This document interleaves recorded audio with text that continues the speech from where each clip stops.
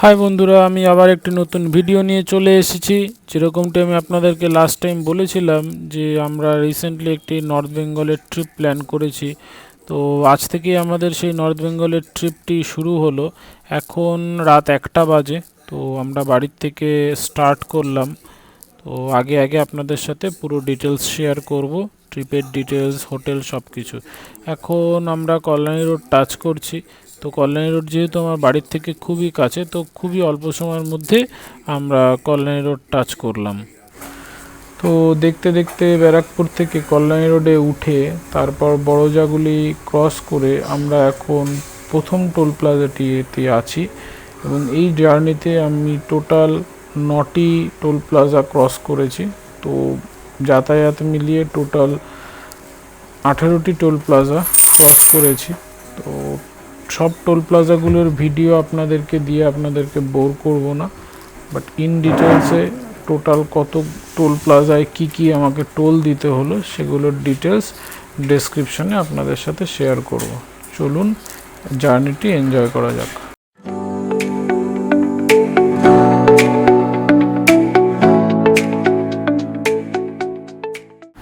দেখতে দেখতে আমরা ফারাক্কা ব্রিজে চলে আসি। এবং আপনাদের বলে রাখা ভালো, ফারাক্কা ব্রিজে যখন আসি তখন সকাল 5টা 20 বা 5টা 25 বাজে।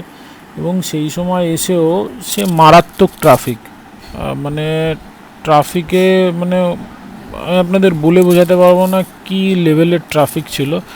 তো আমাদের জাস্ট সামনে শ্যামলী পরিবহনের একটি বাস ছিল।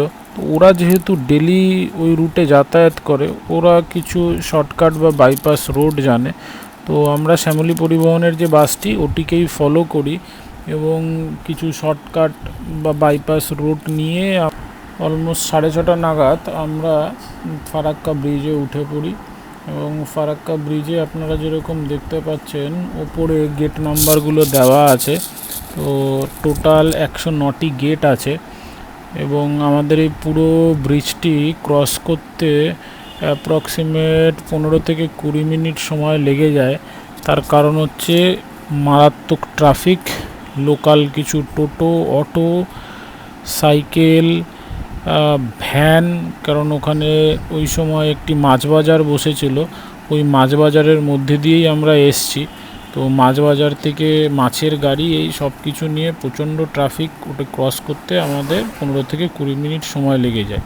তো ব্রিজটি ক্রস করার পরে আমরা একটি পেট্রোল পাম্পে রেস্ট নেই। কিন্তু ওখানের পেট্রোল পাম্পে যারা লোক ছিলেন, কর্মচারীরা, তারা ওখানে আমাদের ভিডিও করতে অ্যালাউ করেনি।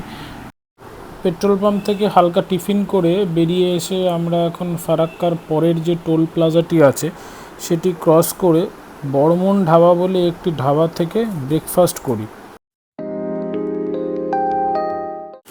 ব্রেকফাস্ট সেরে আমরা আবার বেরিয়ে পড়লাম আমাদের গন্তব্যের উদ্দেশ্যে। এই অবধি আমাদের NH-12 যাত্রাপথ শেষ হলো। সামনের থেকে যে রোডটি রাইট সাইডে যাচ্ছে এটি হলো NH-27। এখান থেকে সোজা গেলে আমরা শিলিগুড়ি পৌঁছবো। এবং শিলিগুড়ির এখান থেকে ডিস্টেন্স দেখাচ্ছে 130 কিলোমিটার। কিষানগঞ্জ, ঈশ্বরীপুর ক্রস করে আমরা কিছু অপূর্ব প্রাকৃতিক সৌন্দর্য দেখতে দেখতে এগিয়ে চলেছি গন্তব্যের উদ্দেশ্যে।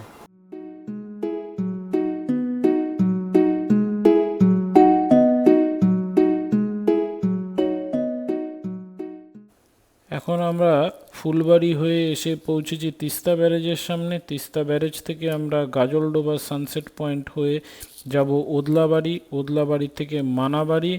মানাবাড়িতে বেশ কিছু রিসর্ট আছে, তার মধ্যে প্যাসিয়ানো one of the best resort. এবং স্টেইংয়ের জন্য আমরা প্যাসিয়ানো বুক করেছি। নেক্সট ভিডিওতে প্যাসিয়ানো রিলেটেড সব ডিটেলস আমি আপনাদের সাথে শেয়ার করব। ততক্ষণ আপনারা প্রাকৃতিক সৌন্দর্য উপভোগ করুন।